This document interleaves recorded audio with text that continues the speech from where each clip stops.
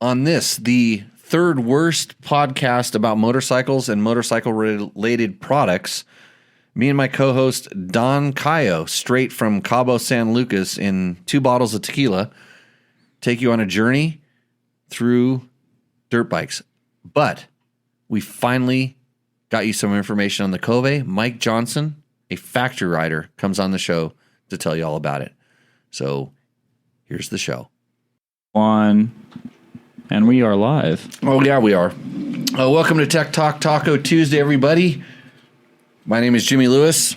This is the podcast where we talk about motorcycle and motorcycle-related products. My co-host tonight is Don Cayo Tequila. Nice. I even mispronounced that right off the get-go. But we have a banger of a show. This is show number 187. You may ask, how did we get to 187 shows? Because we are possibly the third worst motorcycle podcast ever. But the best one from Pahrump. That's the best from Pahrump, yeah. But it wouldn't be possible without the help of some awesome sponsors. Yamaha, Taco Moto, Scott Sports, Climb, DDC. DDC, our first sponsor maker of awesome chain wheels. Trail Tech, Fasst Company, Seat Concepts, Bulletproof Designs, and Double Take Mirrors. They believe in what we do.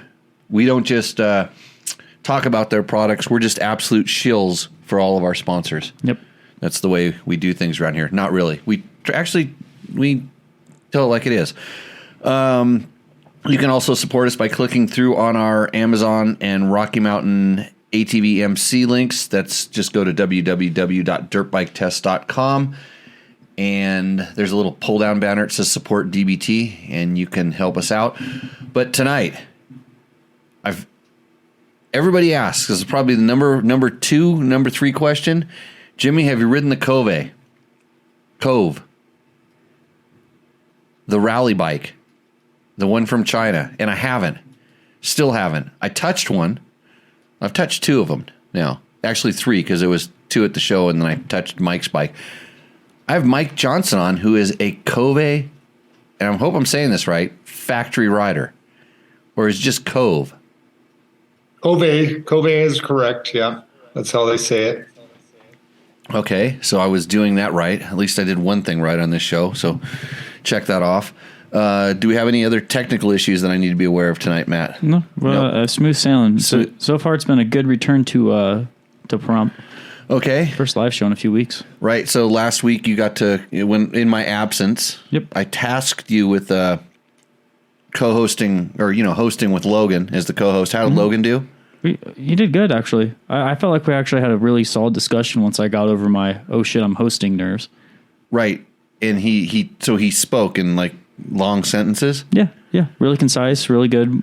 Had good points. Oh, concise. Yeah, good. So, anyways, Mike, if you're not familiar with this show, we jibber jabber about motorcycle and motorcycle related products. Like I said, answer a lot of viewer listener questions, and I try to when I can't answer something, I try to find an expert. Hence, running into you at the Nora Mexican 1000 was really good because I didn't know you were a Kove factory rider. I heard that you had a Kove and you were gonna race it in Sonora, and unlike everybody else, I knew you would finish. And then, lo and behold, they had this kind of Ironman challenge where they would grab you from the finish line of the Sonora Rally and drive you to the start line of the Nora Mexican 1000. Quickly run you through tech inspection and registration, and bang, you're in for another 5 days of rally. And you took that challenge. Yeah. So I did. Let's first of all, how was Sonora? Sonora was good. A little different than the typical routes that we would see. Little less dunes, but still a lot of sand. We were running after the FIM guys, so we had a lot of tracks to follow, not a lot of navigation. But there were a few places where they made mistakes, and then you still had to do some your own navigation. So a little different than usual, but a fun event for sure. So they started like normal. They started the FIM motorcycles first, FIA cars. So that's the really fast cars that are doing the World Series, and then they started what they called the national motorcycles, and that's the class that you were competing. I was in the nationals. We had 3 riders on Kove, the Kove team. There was a Chinese rider, a French rider, and then myself, American rider. Those 2 guys, the other 2 guys were in the FIM class, and I was in the national class. And so we started in my class. We started after the FIA cars and the FIM bikes. So how did you pick up your Kove factory ride? Well, it happened kind of organically. Mike Georgeson was working on being a dealer. I think they were looking for a solid U.S. rider that they knew could get a finish. I mean, that was their primary focus, was to get a finish. And they kind of identified me as potentially that guy, and I was in for it. So that just kind of happened. The NORA part of it is something that I put together in the end. And that was kind of me just going to them and asking if they would support me to go to the NORA after the Sonora rally. So I was kind of solo. So did, so in Sonora, everybody finished? Yeah. So Kove had 3 bikes in the Dakar this year, 3 entries and 3 finishers. At the Sonora Rally, three Kove entries and 3 finishers, and then I took one of those bikes down to Nora and finished that. So pretty good record going for Kove right now, I'd say. Yeah, and they finished Dakar on the bikes, and now they've done the Sonora, and you're like, as far as when I say factory rider, you have what is considered like kind of the rally or the competition version of that bike. Right. Yep. And that bike that I rode was the one that the French rider rode at the Sonora, and I pretty much took it, changed the oil, put new bib mousses and tires on it, cleaned the air filter, and started the Nora rally. So there wasn't a whole lot of prep done in between. And so that was like doing another, 2/3 of the Dakar, on that bike. So, and it did really well. I saw this. You led and opened a stage for quite a long time on one of the days, I think day 2, right? Yeah. And you were always right up there. And Nora isn't like, we won't call it professional rally. It's more kind of they say it's the most fun race that there is. So what do they call it? I should know. Wait a minute. Funnest race on Earth or something to that effect. Funnest race on Earth. Yeah. If I had the Nora bottle of tequila here, I could feed right off of that thing. So good times. But so durability doesn't seem to be too much of an issue, and I think that's a lot of times when we're talking about like Chinese built bikes that are from a company that doesn't have a long history, that seems to be it. But this is sort of a branch of, what is it? It's GPX Motors. The distributor in the U.S. is GPX, but I'm not sure how that structure transfers over into China. So I'm not sure if that. I know Kove has other bikes, and the platform for this motor is off of one of their adventure platforms, I guess, is what I heard.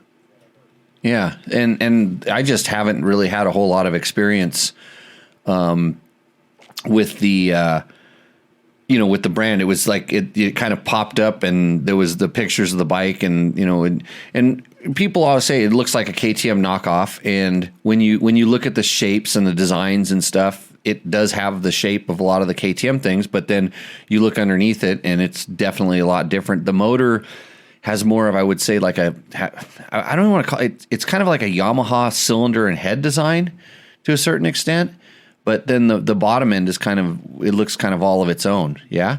Yeah, that's what it looks like to me. And it does have a 6-speed transmission. A lot of the components of the motors, the detailed components look more like a Honda to me. And actually, Honda components will fit. The Honda clutch will fit off of 450X. I think the brake pads are 450X pads. So, I mean, that's kind of nice that you can get parts that are readily available for that bike.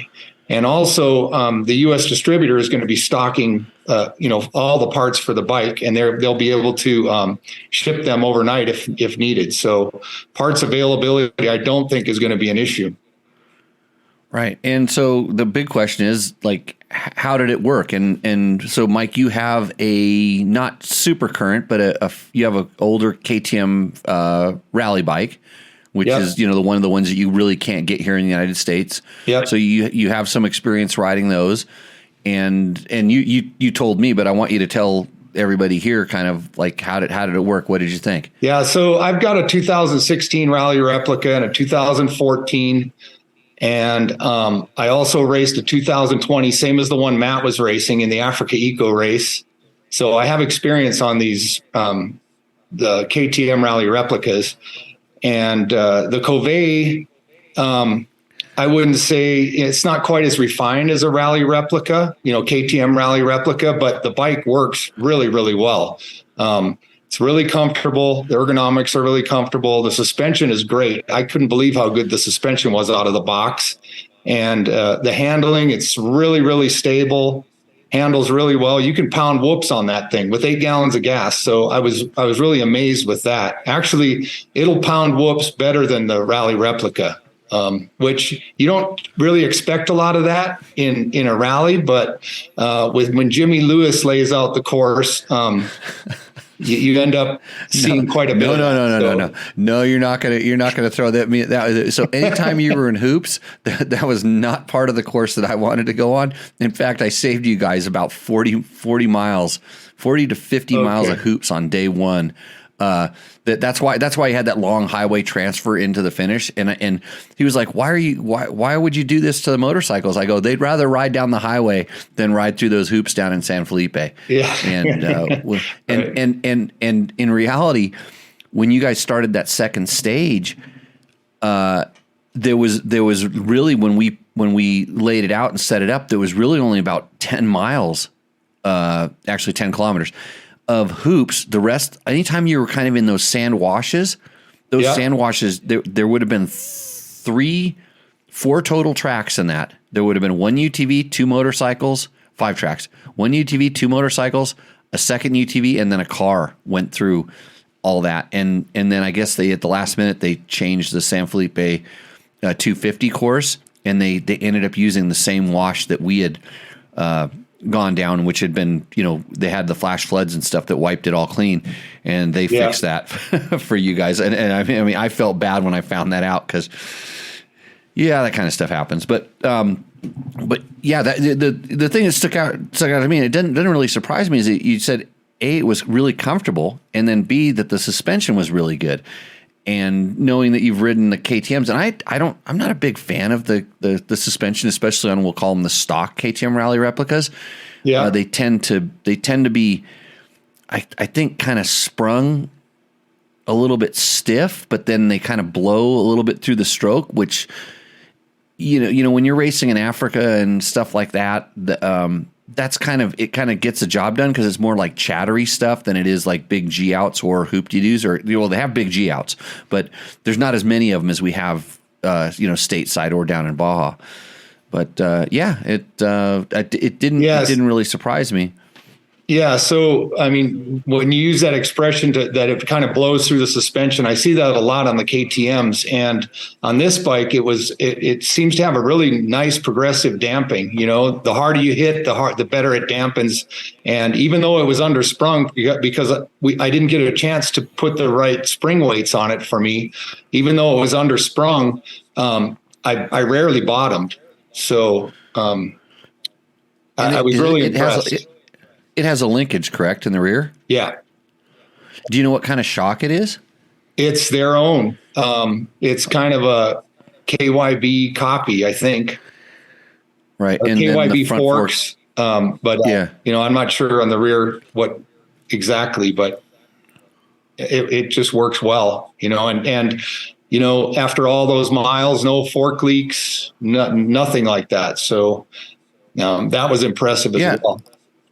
Yeah, I usually cruise by where you guys were working. You were working through Tim Morton at Baja Bound, and I'd usually cruise by, and you'd be doing the normal things like looking at the air filter, checking the usual stuff, and it didn't seem like you were doing any extra maintenance or anything crazy like that. I know I guess the sprocket wore out. Yeah.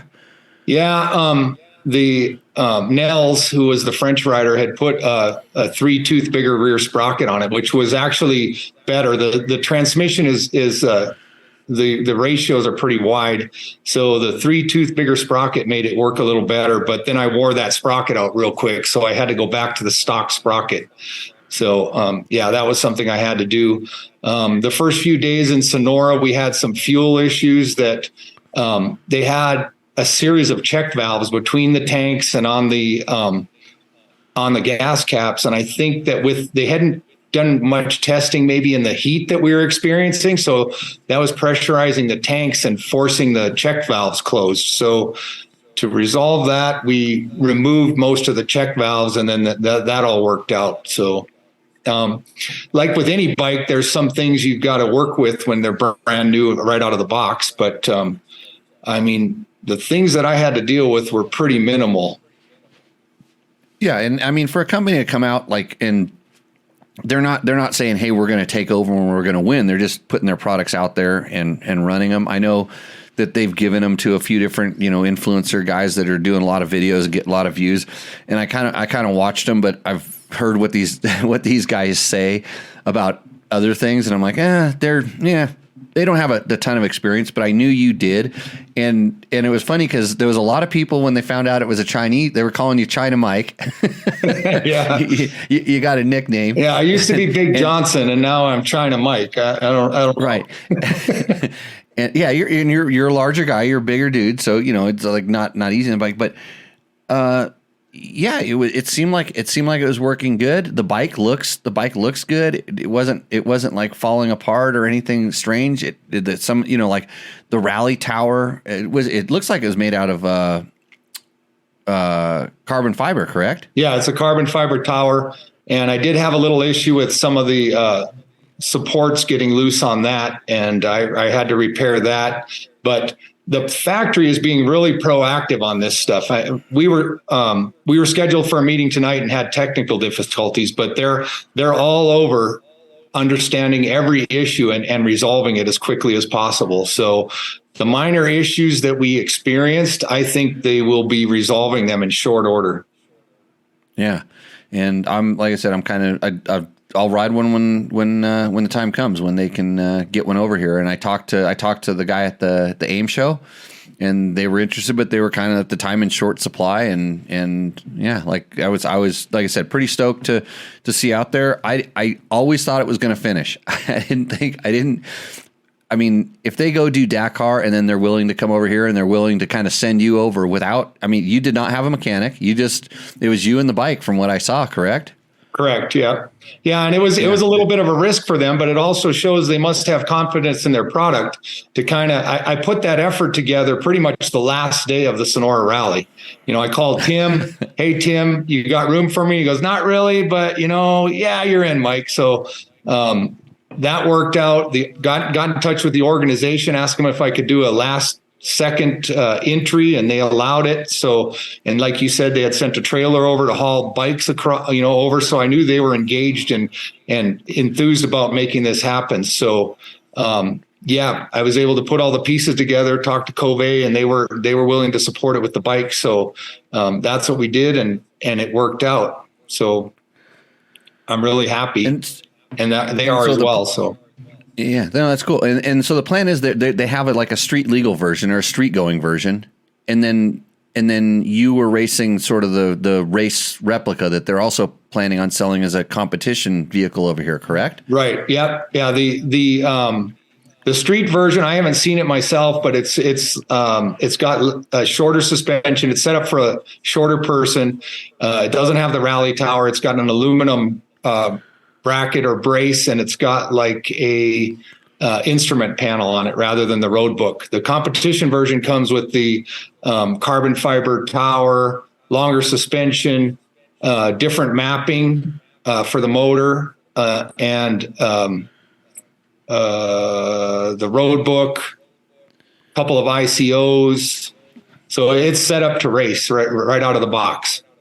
Yeah, and so the standard one would be set up more as like an adventure touring bike, a long distance, right? 450. Which, frankly, I'm really, really surprised that somebody else hasn't really jumped on that segment of the market. That they haven't. I mean, I thought for sure Honda would do something more than a CRF 300L, right. and I'm always kind of surprised that KTM doesn't figure out how to shape one of their bikes, with some big tanks on a KTM 500 or something like this. It's kind of mind-boggling, and I hope that takes off, because in reality, the 20 guys that want to have that need the race version kind of a thing. I mean, that's a good thing, especially if it's kind of factory built. But in reality, everybody can really use the adventure touring one. And then there's everybody that's like, well, yeah, I probably should get the adventure touring one, but I can buy the top fuel dragsters. So they'll go and convert their, they'll convert their thing over. So, anyways, I just wanted. One of the big things, Jimmy, about this bike is the fact that they're available. If you want to get a KTM Rally replica, I mean, you have to get on a waiting list or know somebody, and you'll be lucky to get it. And it's twice the price of this bike, and parts can be hard to get. And so this bike, they're going to be available. Those were the first 4 to come in. That we had one spare bike at the Sonora. So those were the first 4 of the Rally version to come into the country. But I understand they've got a shipment coming in. I don't know the exact quantity, maybe 10 of them coming soon. And there will be other shipments following. The local distributor or the importer in the U.S. will be carrying parts and able to ship every day. And so these are going to be readily available. Totally different than what you would deal with on getting a Rally replica type bike. Yeah, you pretty much have to have an entry in Dakar. You have to have a confirmed entry in Dakar, and then, like you said, kind of know somebody or be able to kind of go through a team or support angle on that.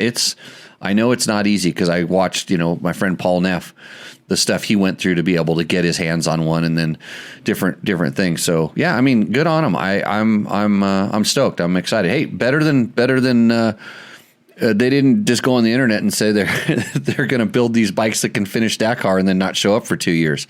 Right. If you know what I mean, Stark Varg. But I guess Stark's shipping bikes now. So we'll talk about that in a little bit as well. But hey, Mike, congratulations. How did you ended up finishing what? Third?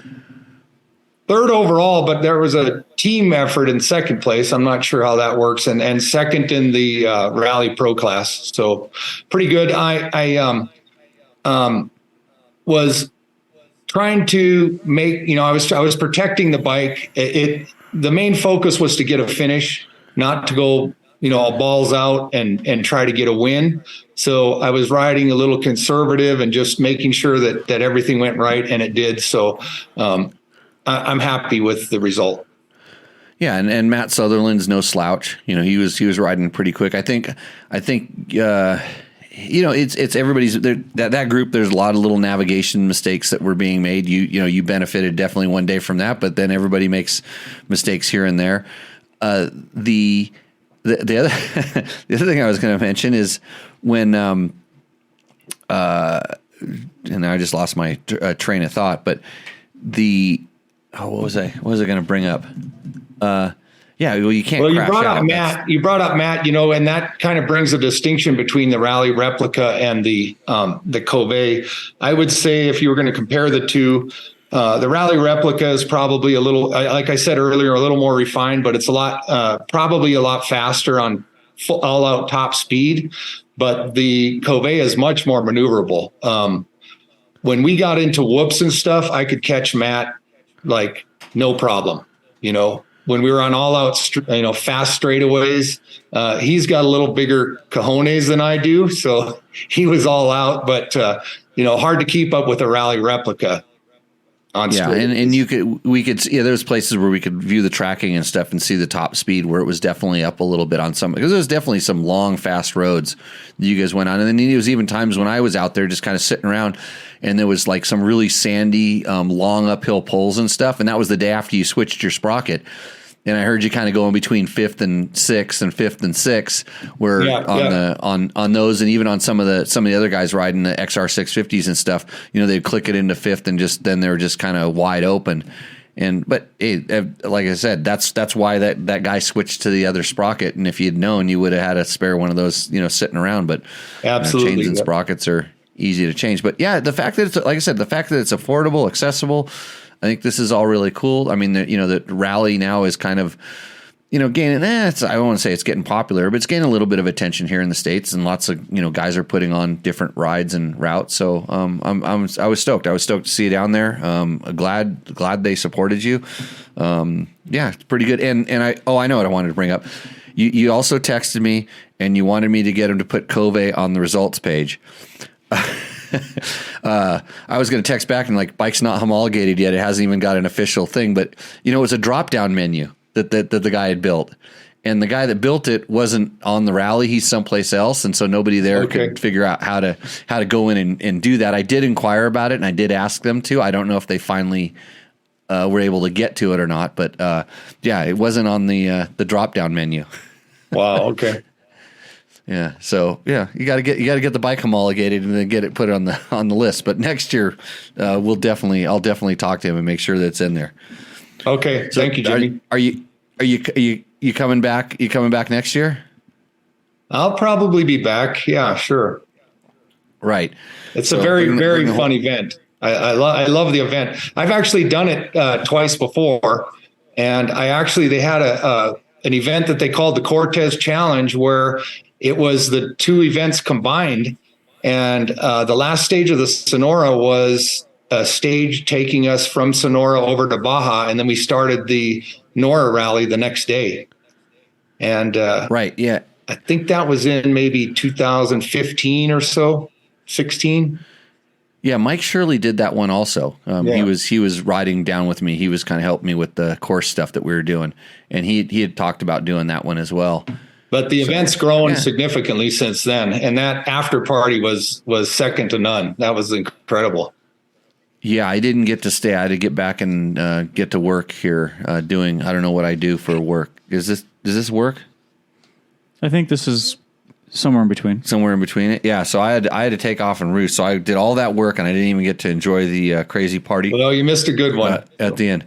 Yeah, fireworks on the beach in Cabo. Yep. Fire dance, flower dance. They had performances. Yeah, it's pretty interesting. Yeah, awesome. Well, anyways, thanks a lot for coming on. Tell your Kove contact. I don't want to be a factory rider, but I do want to ride the bike. I'll let them know, and I'm sure something can happen. Yep. Yeah, we like to get a test on that and tell everybody kind of like, in our words, how we feel it works. But I do trust you. Like when right away you didn't go on, oh, it's the fastest thing ever in this. You were just straight up honest, like, hey, the suspension's really good and it's comfortable. And I'm like, who am I to tell you that it's not? I mean, you definitely have the experience. So yeah, well, good. I'll tell you, Jimmy, I never would have, after doing Sonora, I never would have volunteered myself to go and run the Baja Peninsula if the bike wasn't working well. I didn't want to just beat the heck out of myself. So, and when you go on the San Felipe course a week after it was run, it's kind of inevitable regardless of what you're on. So, right. Well, and then you went full factory. You switched from your normal, you're usually wearing Climb gear. You switched over and you were running Kove gear too. Yeah. So the gear, when we got it, it's kind of like, that's what I was talking about when I said jammies earlier. It kind of looks like pajamas. And I agreed to wear it for the prologue. I put the stuff on and everybody was kind of giggling. Even the Chinese guy, the Chinese rider was holding it up and kind of laughing, but I got it all set up, rode with it in the prologue. And I was like, this is pretty nice gear. It's super comfortable, So yeah. I thought, well, I'll try it on stage one, use it on stage one. And I said, okay, I'm running it for the whole event. So it worked really well. Yeah. Full factory. See, you just a shill for the company. That's the way it works. So, anyways, hey Mike, thanks for coming on. Thanks for all the support. By the way, Mike runs the Rally Comp. You also are the owner of Rally Comp. You make a actual rally computer that's used at a lot of different events. So, if you're planning on doing a rally event, talk to Mike about his Rally Comp and have him show up on his Kove. Yeah, for sure. And I ran rally comps for both events as well. So, yeah, we in Nora they use the Stella, and so we've got to figure out what the issue is, because there's definitely some sort of issues between having the two units, and we don't know. He kept, it's funny because Caesar kept saying it has to have a SIM card in it. It has to have a SIM card, and I wonder because yours has a SD card, correct? Yes. Yep. I wonder if now I don't know much about this stuff. Would that SD card put out kind of a noise or an interference that could affect? No. Yeah, I don't know enough. I didn't understand where he was coming from with all that, but I don't know if it was an issue or not. Yeah, you and Matt Sutherland were the only two that were having similar problems with the Stella unit when it was shutting down and just doing some awkward stuff. And for sure, some of it was on them, and they admitted that. But some of it they just couldn't explain. Yeah. But your two bikes were the only ones who were doing it, and also the only other similarities were the only two that were running the rally comp at the same time. And you were using the rally comp as a odometer cap. Correct. Computer. Yep. Yeah. And Matt was as well. Cool. Yeah, so cool.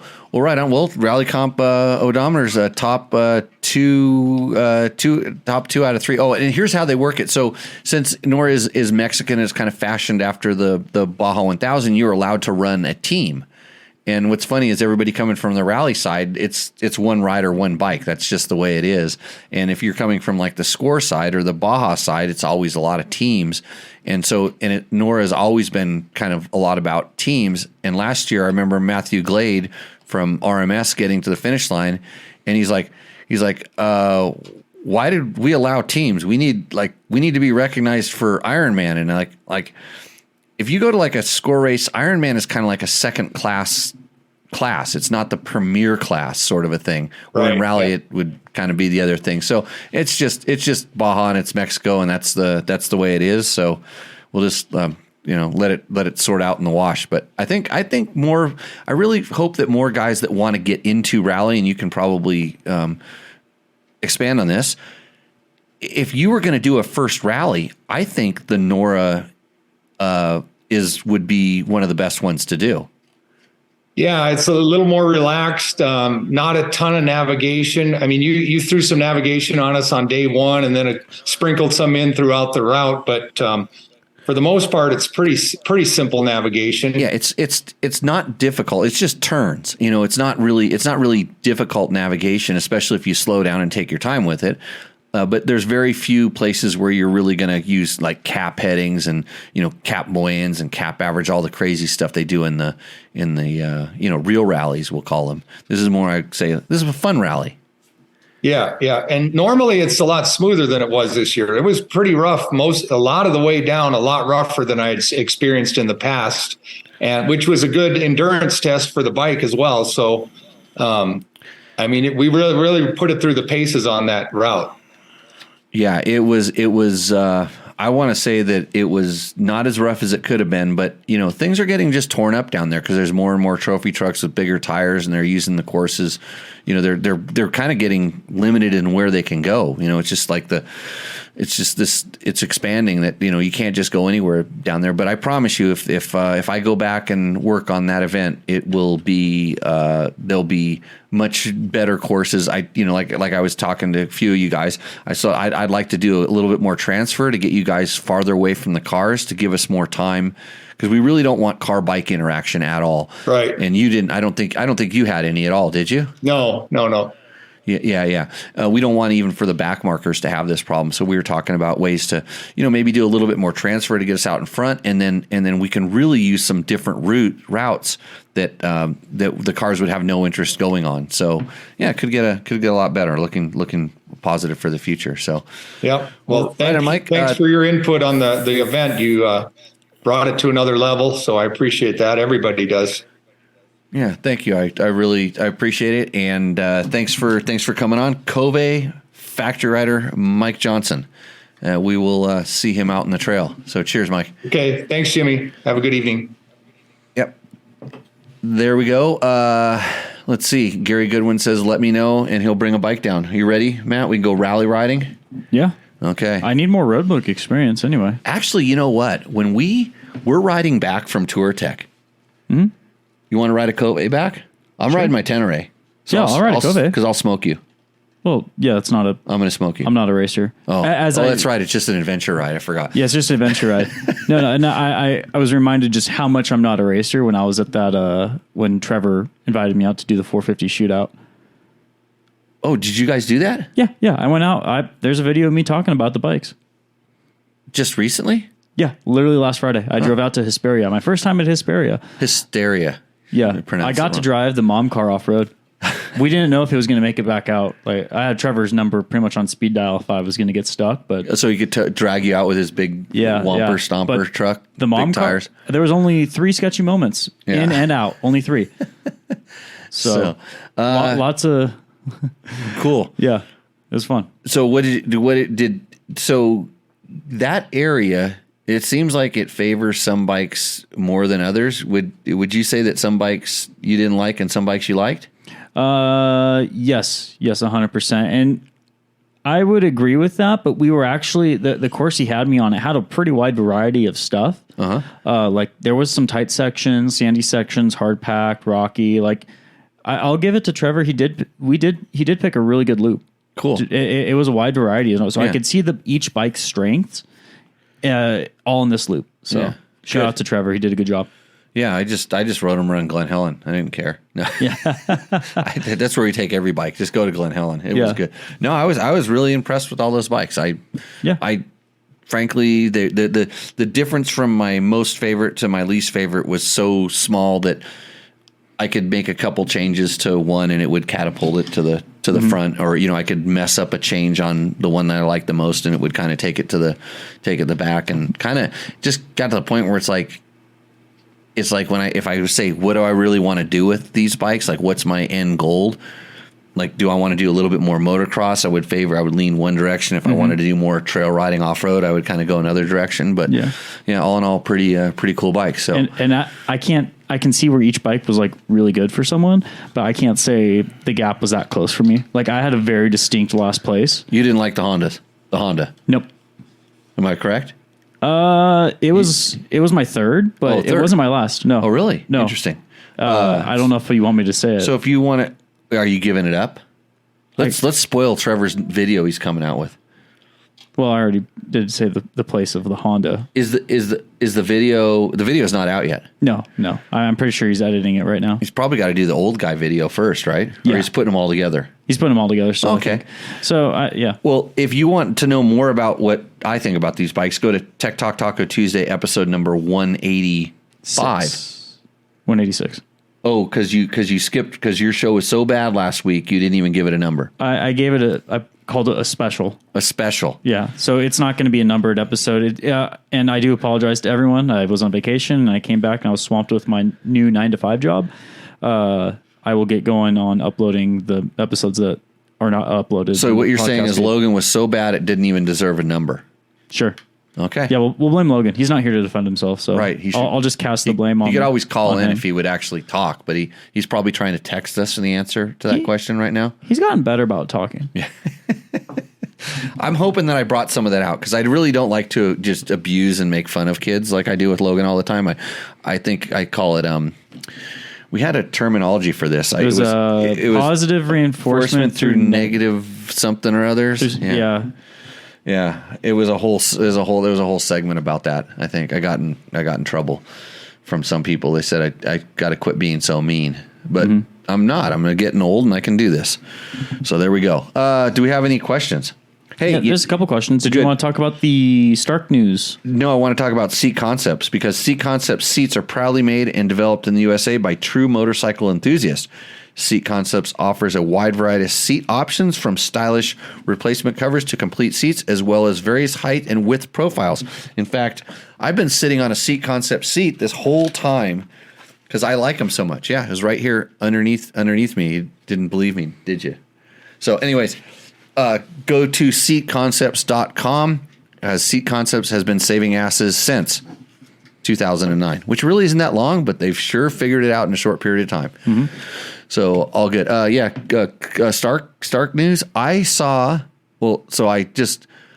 something where they started delivery of bikes. I'm like, really? I'm surprised that we haven't heard more about it. And I'm like, well, somebody should have run to the YouTubes and said, hey, look, I got my Stark. And so I did a little more research. And evidently the guy who's the first customer, and there's an interesting story behind that too, evidently, because somehow he ordered his bike before the website even went live. Huh. Don't know how this happened, but he's now a Stark customer number one. He's got his YouTube channel. He's gonna go super viral. He'll be more famous than Tech Talk Taco Tuesday already. And but they flew him over to Barcelona, and he got to ride his bike and did this whole thing. So for me, it's another one of these. Man, they're good at marketing. Yeah, it's and he.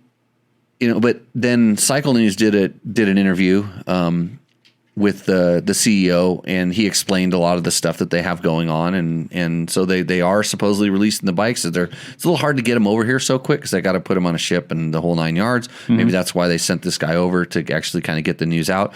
But I'm pretty sure they'll be coming out in Europe a little bit sooner. They're released as a 60 horsepower motorcycle. Not the 80. No, I don't know whoever would say that, like right from the very first time I heard it, but somebody did, me. And they made some changes. They made a couple changes. One was to increase the battery capacity, because they remember when they started talking about like the battery capacity and the charge and all this stuff like that. And I said, that's kind of impossible.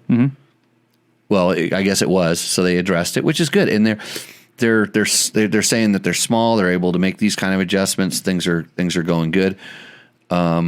And it took about the amount of time I thought it was going to take for them to get supply on certain things. So good. I mean, I hope I'm not poo-pooing it. I'm just pointing things out.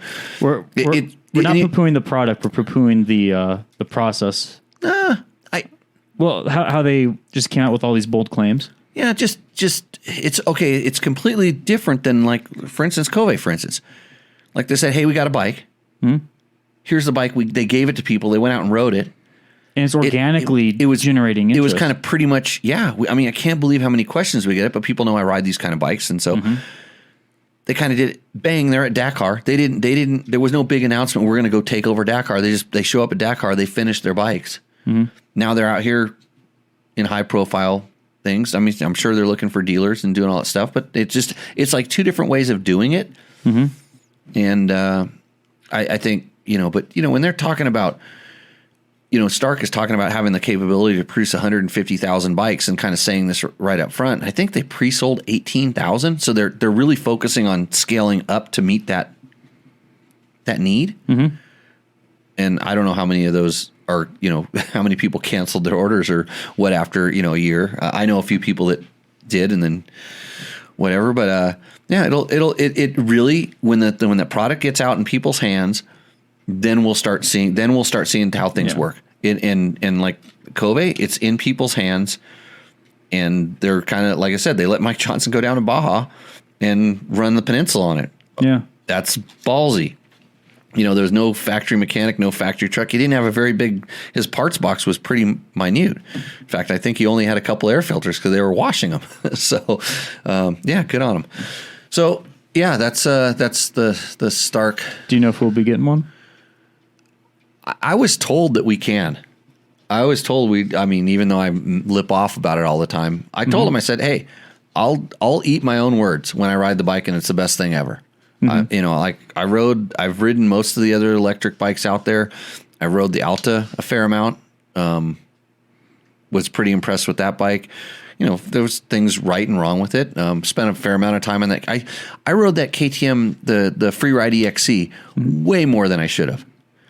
Just because I want to learn about how these things perform. What is it like when the battery gets hot? How long does the battery last? Just the questions that we're going to get asked, because I don't want to, And that's why when they say, hey, just come and ride it you can ride my bike for 20 minutes and, fly it over to Europe and ride it for 20 minutes. I'm like, no, I want to have the user experience. I want to take it to places that I know how bikes handle and perform. And like same reason we go to Glen Helen and ride around and do things, because how it compares to other bikes that you've ridden there, things like this. That's how stuff works. So we got a couple questions. Yes, we do. So Benjamin Baki III was saying he's having a few issues on a 2018 KTM 500. So it has a new Get ECU. Oh, wait a minute. He should have bought a Yamaha.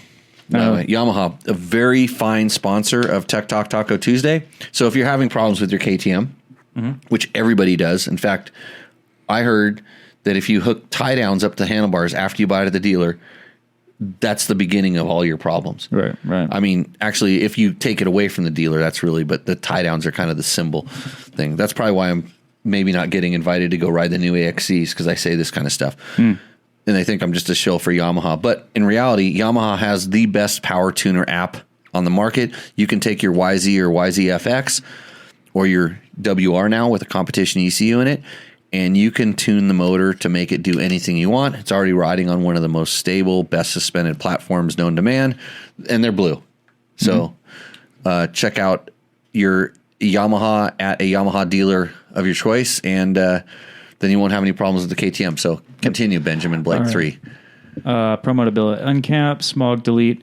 Started backfiring on the D-cell. All fuel filters and injectors are in spec, including the valves. Seems like I could be a rich condition. Any thoughts? And there's like a light perfectly in the way, so I'm dancing. Okay, I can see that. So so generally the backfire, well, they can be lean or rich, but generally what it is, if it's rich, you have an air leak inside the exhaust, and so then that rich mixture is getting in there. Some air is getting in there. Generally in the muffler, the header pipe and muffler connection, or it could be doing it up where you added that end cap, because now all of a sudden that's where the gases are kind of getting out. It's kind of rare for them to.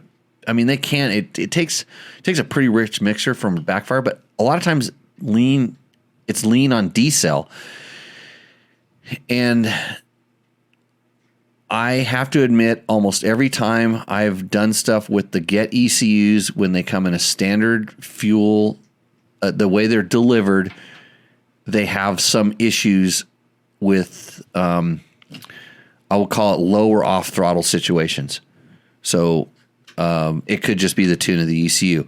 I don't know. Like the good thing about the Vortex ones is they have a couple switches that you can just analog, screw in and lean the low out, lean it and richen it, and then you can very quickly figure out, is it rich or lean? I don't know. In 2018, I don't know if you have the ability to do the tuning through an app on your Get ECU, but if you do, same thing.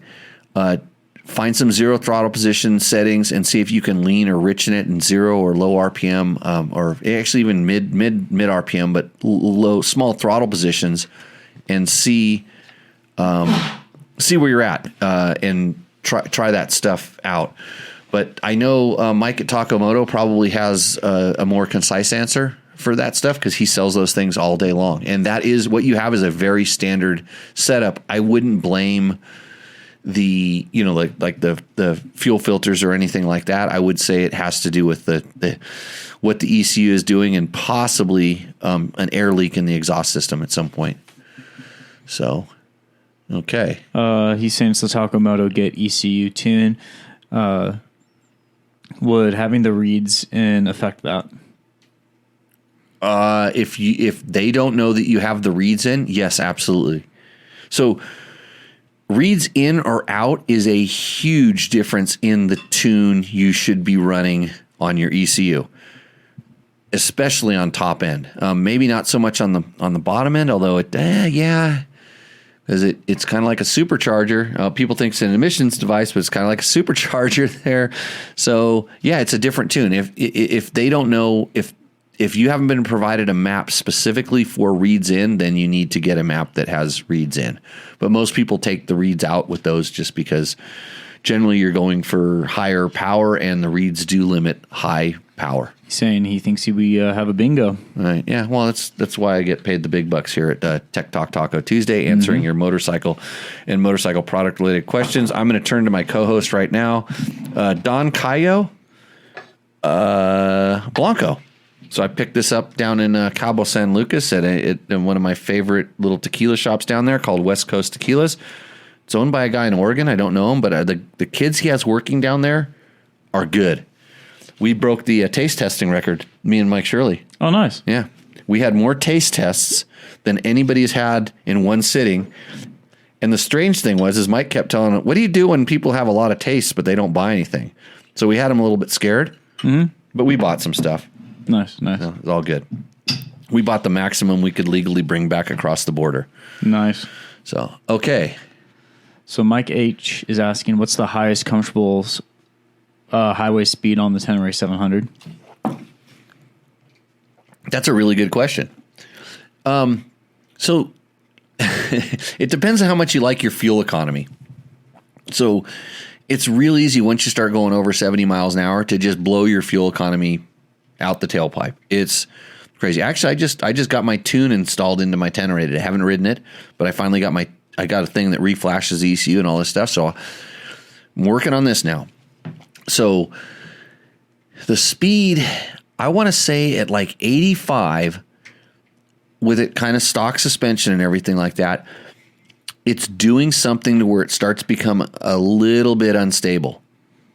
And it feels to me like it's actually kind of catching, it's kind of catching some air and getting light on its tires.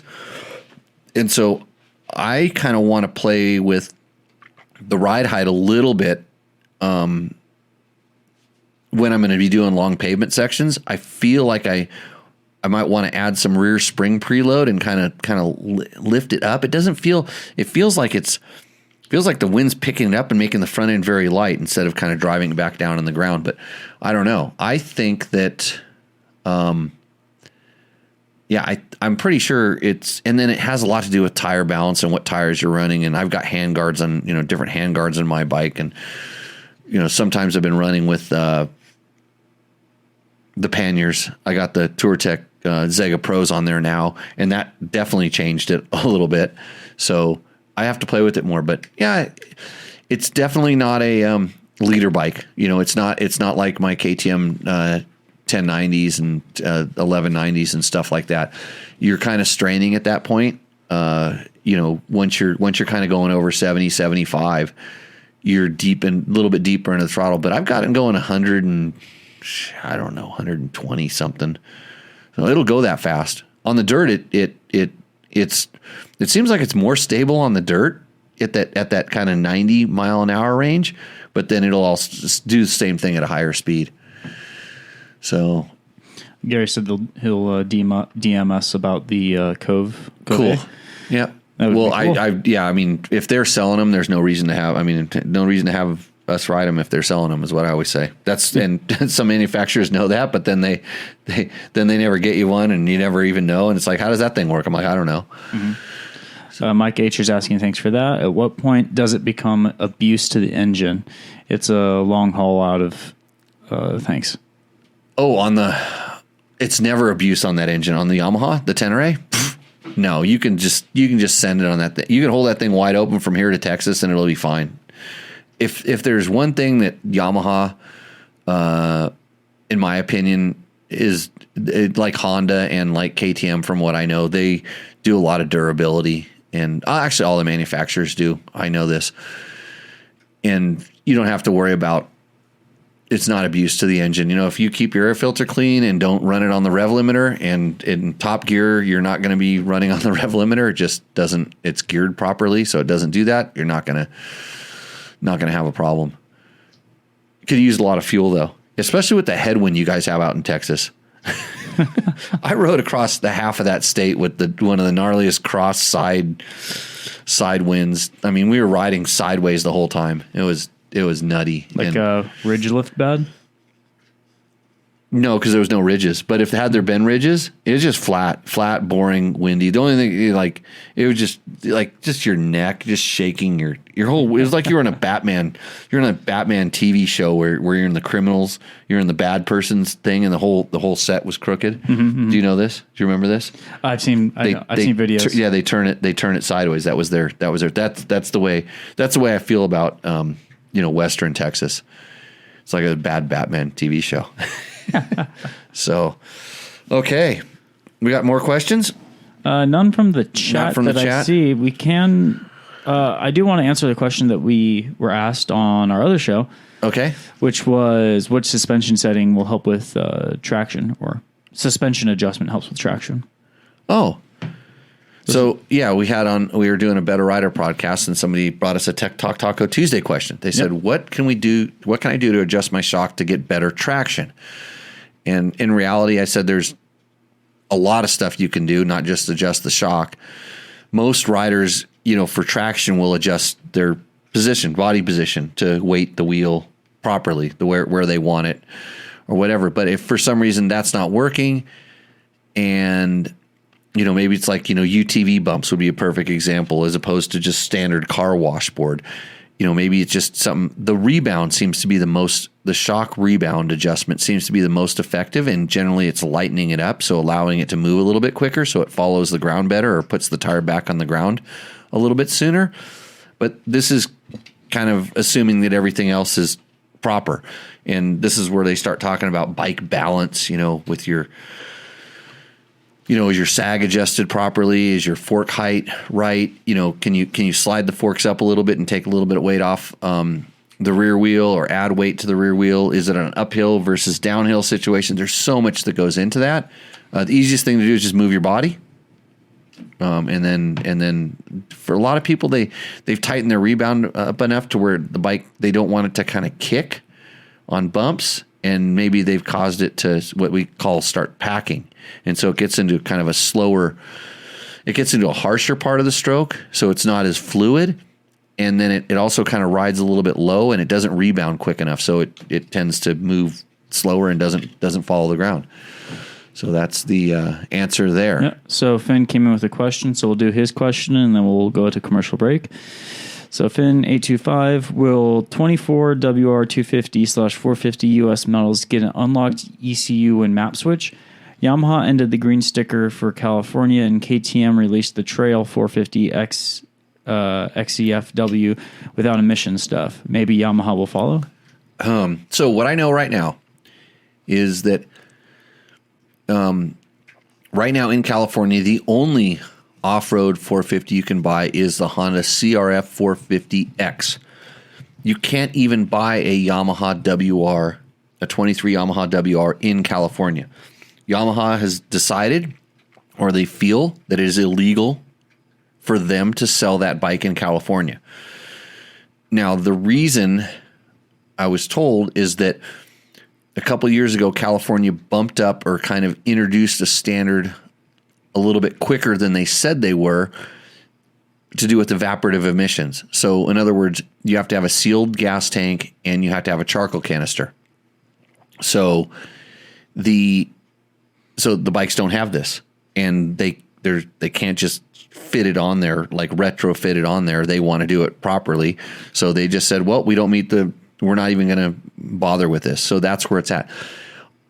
I don't see the WR line, even 250 or 450. I don't see those bikes changing because it's not in their cycle just yet to go to the newer platform. Like next year, you're going to see what I guess is, if they keep trend, and they seem to be pretty good, you'll see that 450 FX become like the 23 YZ 450.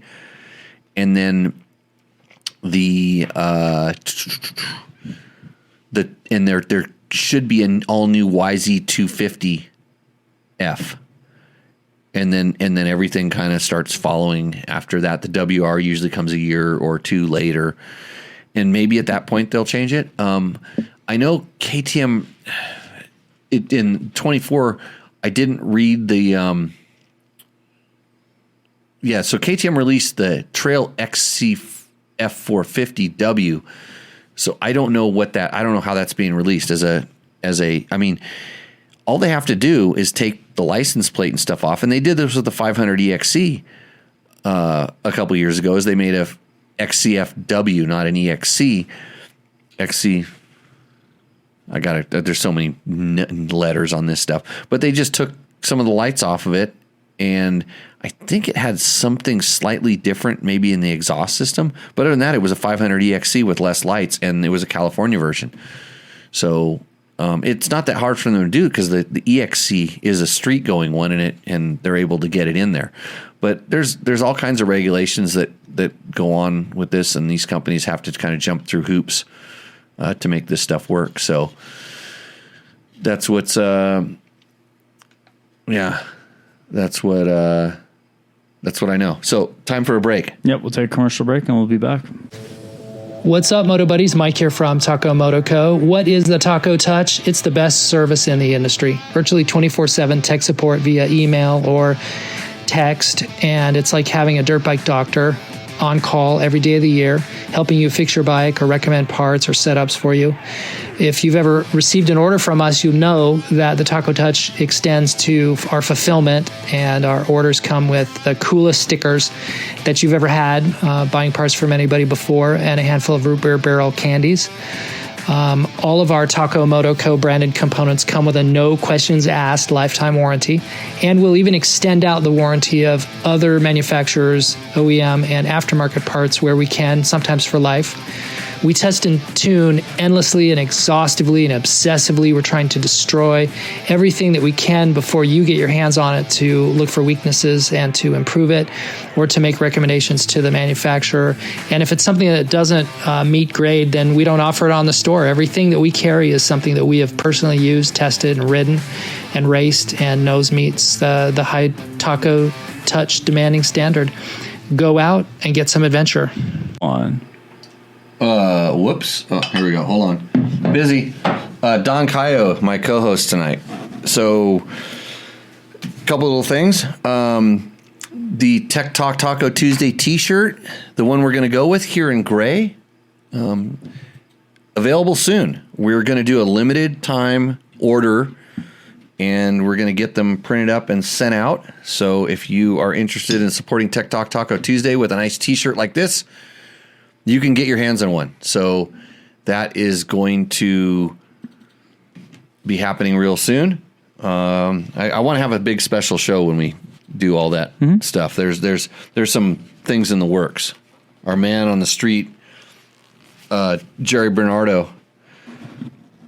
The man, the myth, the legend. Yeah, he says he'll come back out. He says he's a little busy right now. It's got a lot of stuff going on. But he says he'll be back out to help us pimp this shirt, because we're going to become a t-shirt company, because it's podcasting thing. You can't be the third worst motorcycle podcast forever. Taco Moto. It's bringing you this next segment called Roost or Endo. If you're not familiar with the segment, it's where you send us a picture of your bike. Make it a nice picture, please. Mm-hmm. Tell us the year, make, and model. These are very important things. It's just the easy stuff, my friends. Pretty picture, year, make, and model. And a list of mods.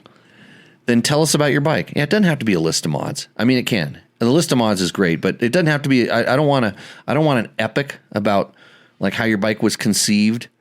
Mm-hmm. I'll never forget the spreadsheets we've delivered. Yeah, we don't need spreadsheets of every part. Like I saw one, I was glancing at it, said these are the parts over $100.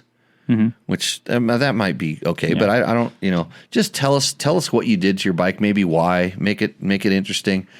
Because remember when we had Logan read these things, it was painful. Mm-hmm. Yeah. Well, sometimes it's painful. And then we can never forget Cooper's titty tail. Right. Cooper's titty tail. He's still broken too? Is he broken? I haven't heard from either. I haven't heard from him in a while, actually. Yeah, they don't like talking to old people anymore. Yeah. They're getting to that age. I'm 26 now, so I'm old people too. Right. That's what I was pointing out. Yep. So, Taco Moto, this Friday, 3 p.m., Taco Moto's new shop open house. So you can go. We're going to be there. I'm pretty sure. Are we going to be there as dirt bike test or the riding school or both? Well, I don't know what Dirt Bike Test has to sell. We have a couple shitty old T-shirts that we can bring. Yeah. Maybe we can bring some of those T-shirts and we can hawk them and Try to recoup some cost on the old versions. I like some of the old versions. I do like that, but there's very few larges and very few extra larges because we used them all. But we have mediums and small. So bring your kids. Takamoto, 3 p.m. to 9 p.m. Come by and say hi. Check out Takamoto's shop. There'll be some vendors and people there. I think Moscow Moto was one of the people I saw listed. And I imagine they'll have tacos, you would think. Hopefully.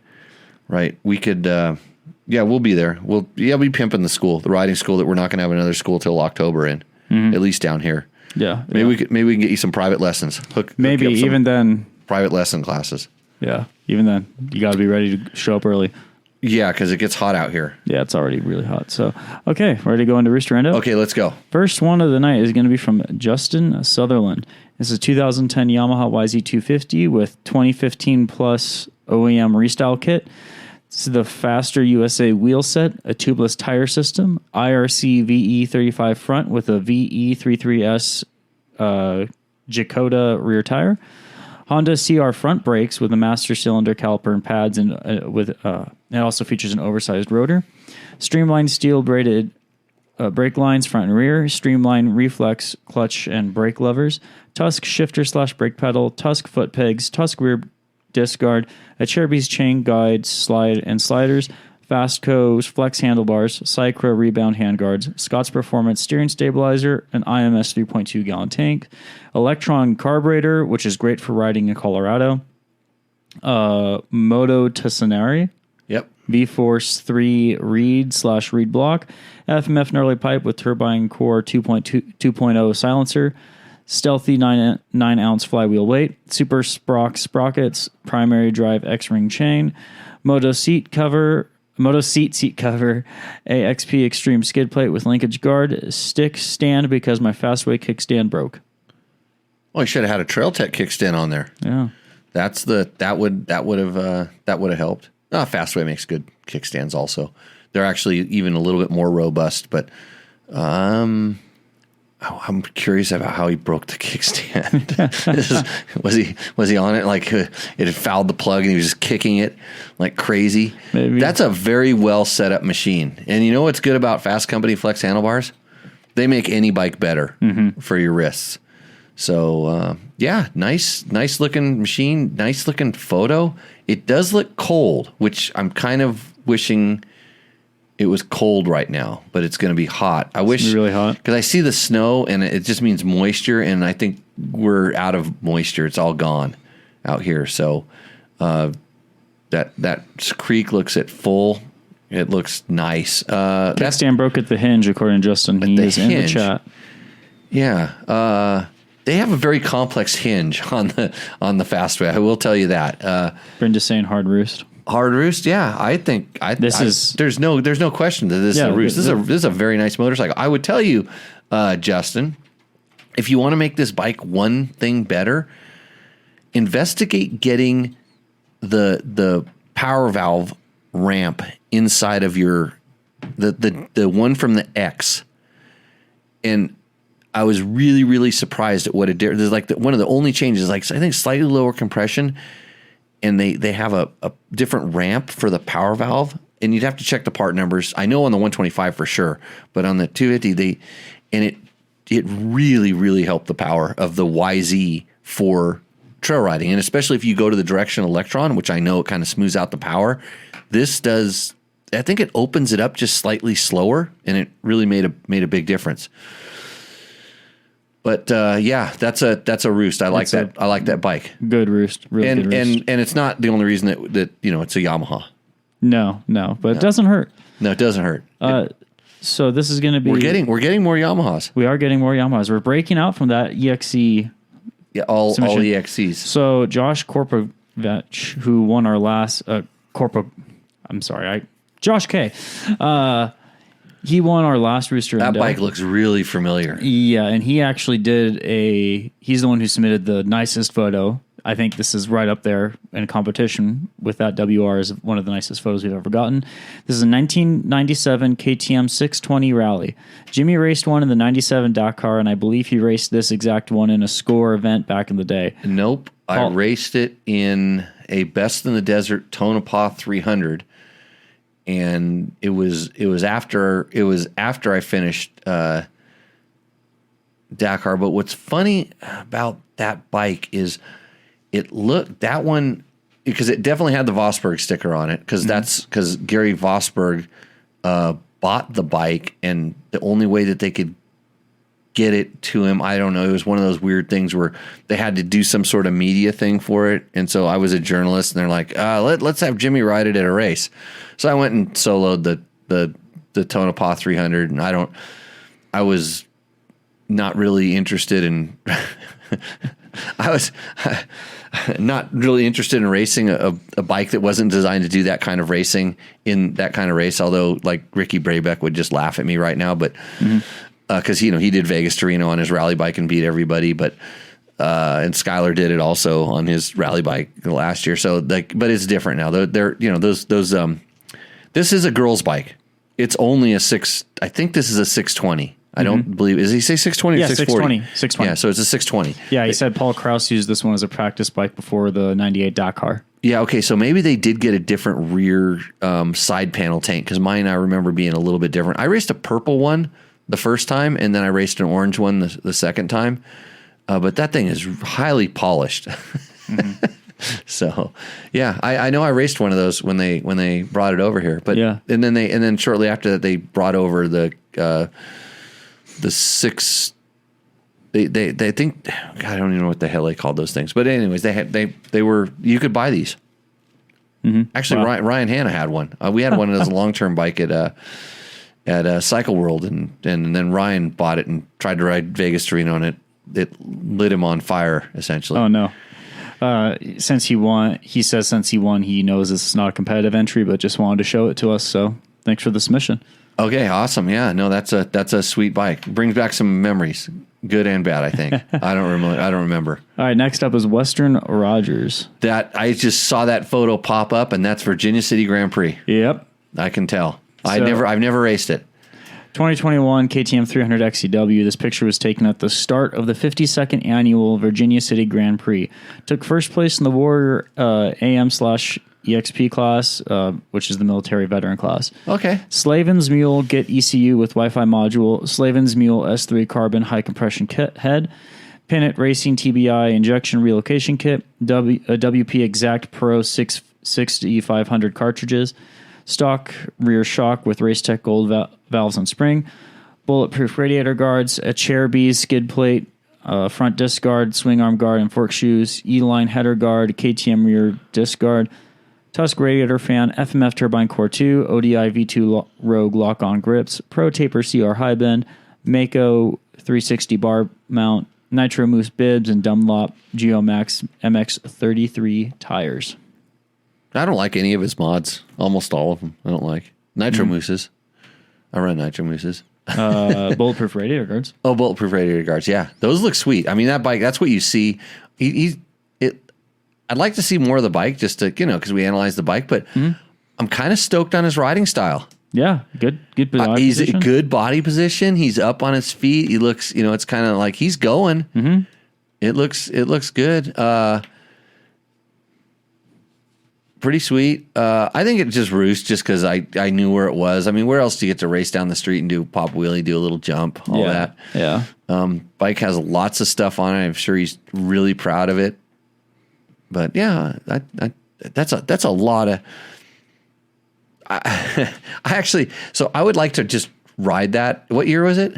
21. 21. Yeah. So I have a 19, and it would be just interesting to just kind of ride it back to Western's in the chat. Back to back. What do you mean? None of his mods. None of my mods. Yeah, you don't like any of his mods. No, I don't like any of his mods. I'm no, they're. I was just going on kind of sponsors of the show sort of thing. Mm-hmm. There's a lot of other, but we don't discriminate. All that's it's kind of funny because I would almost want to ride that to see what all those changes do that's different than what all of my changes do. There's so much stuff going on there with the suspension and with the engine characteristics and all this stuff, and it's like a different flavor of ice cream, I guess. Yeah, yeah. But the reason I would want to ride it, just I want to see how it works, and more so to say, is there anything about this that I like really a lot that I would want to transfer it over to my bike? That's why you should always ride your buddy's bike if you get a chance. You know, I always have my friends ride my bikes, and mostly because I want to ride theirs. Yeah.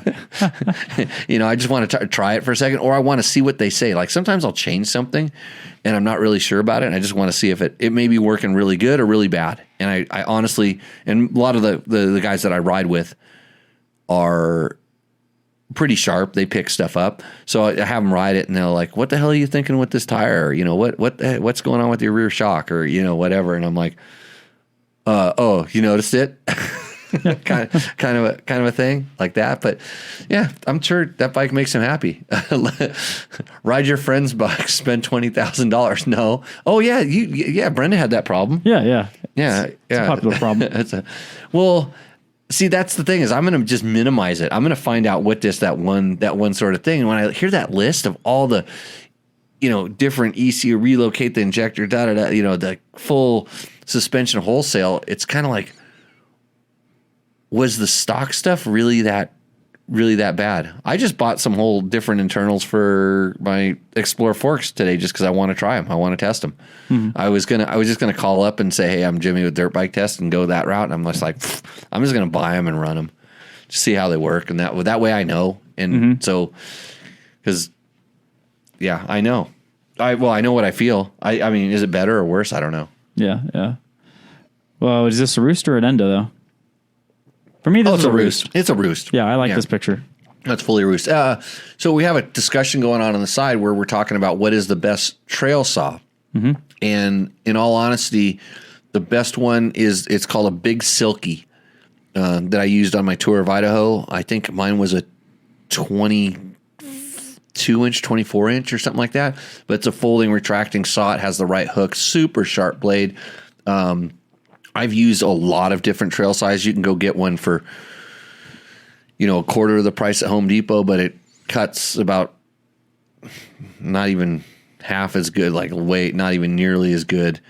And it breaks, and they break real easy, and they don't fold down. They don't stay locked. The Big Silky locks and stuff. I think you can go. I wonder if Martin still has a link on his website at motorcyclejazz.com. He used to have some stuff. So the Silky Big Boy, that's the one. Although, you know what I have been carrying on some of our, so I was carrying an electric chainsaw around.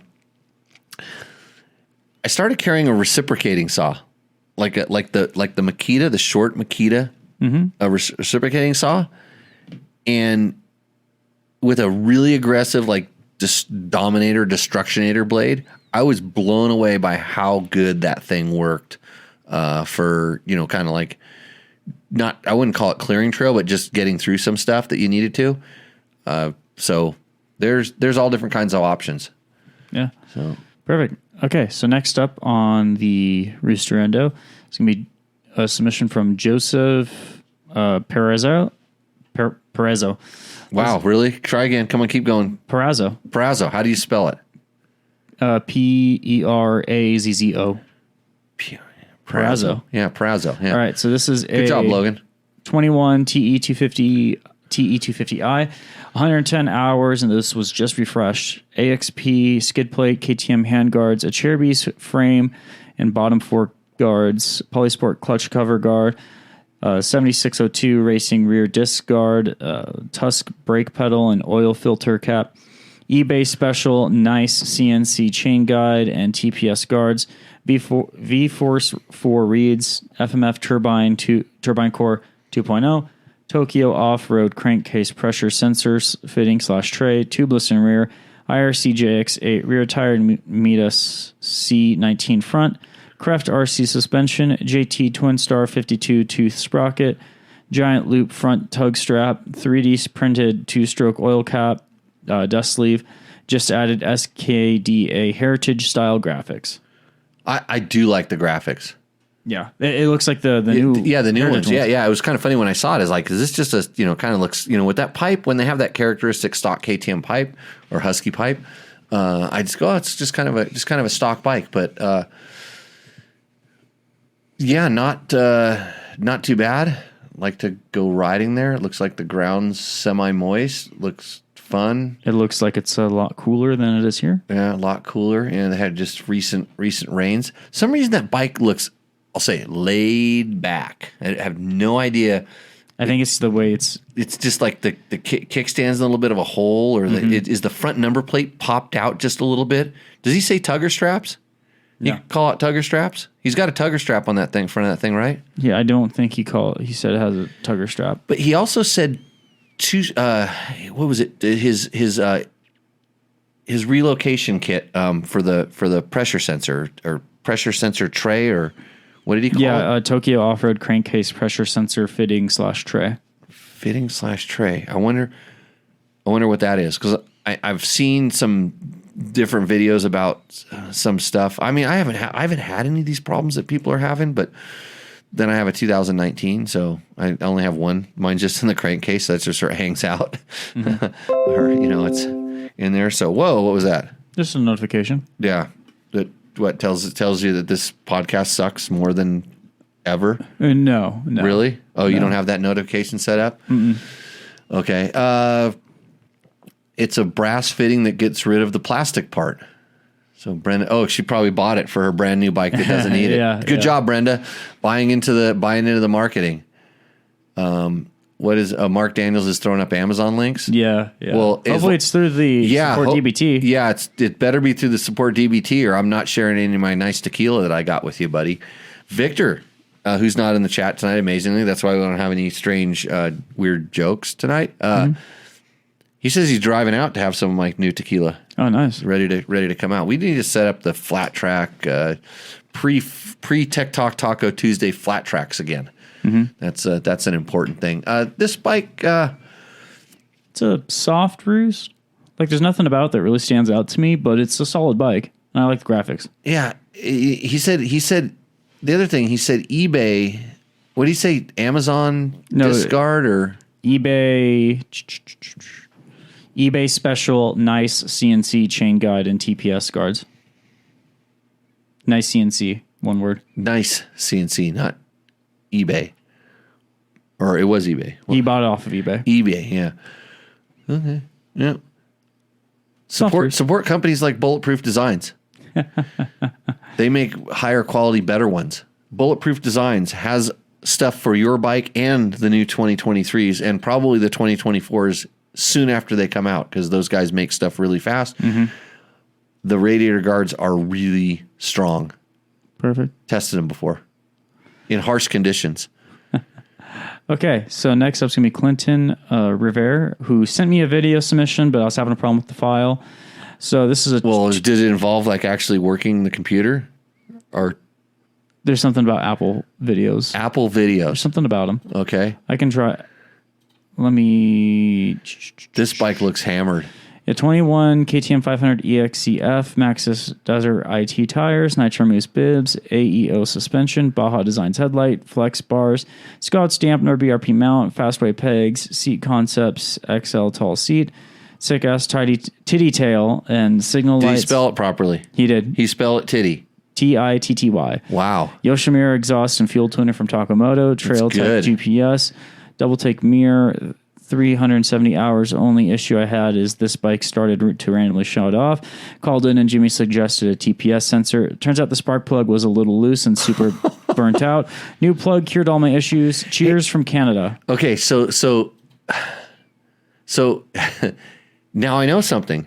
Mm-hmm. Thank you for getting. Okay, so number one, thank you for getting back to me on replying when I told you something and it was wrong. And then you found out what was right. Mm-hmm. That's good. I would like to helps make this show better. Right. And now I can add to my list of things that will happen to your KTM because you took it out of the dealership is that your spark plug could come unscrewed and get loose. Mm-hmm. I don't know whether I'd like to ask him, like, you know how I sometimes ask people, they say, oh, my bike's doing this or that. And I say, what was the last thing you did to it? Yeah. Because I have never on any of my KTM 500s that have millions of hours on them changed a spark plug. In fact, I had a head rebuilt on one. Mm-hmm. I put the old spark plug back into it because it was working fine. Yeah. And there was nothing wrong with it. So I was literally going to go up and get another one because I do have I have a new one up there. I have a couple new ones that are ready to go. I bought them just as spares. And I'm like, this one kept working. I'll just put it in here. And if I change it later, I'll change it later. 400 hours later, it's still the same spark plug.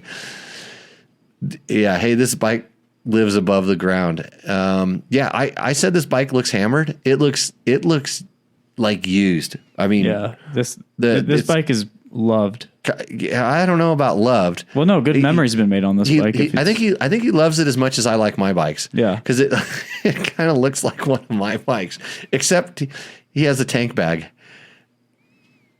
So I'm not a big tank bag guy, but he has the bars. I'm on a different tire. I'm on a different tire, but I got the mooses like he does. Probably a quieter exhaust I have. But yeah, I think that's a well-traveled, well-used machine. And the tires he's running last forever. So that's he's probably a mileage guy, and everything's expensive in Canada. So that's how it works. This is a Roost for me just because we learned something new. He got back to us. Yeah, it's absolutely a Roost. And I'm glad that I was able to answer his question or somehow try to answer his question. And then he just told me, F you don't know what we're talking about. It was a spark plug. Yeah. So don't believe everything you get for free on the internets. Yep. Yeah, you could take it to a really good shop like Inside Line Moto down there in Orange County, California. Mm-hmm. Yeah, those guys. They were kind of pissed off. They didn't have anything to listen to, Matt. They had 2 hours of silence in their shop because you were ashamed of the show that you did with Logan. Well, they're going to have 6 hours of amazing content coming soon. 6? Well, yeah, because we have 3 episodes I need to upload to the RSS feed. The one that you did when I was on vacation, the one that I did with Logan last week, and then this one. And they're going to be unnumbered. No. Yours and this one's going to be numbered. The one I did with Logan's going to be unnumbered. That one's just going to be the special.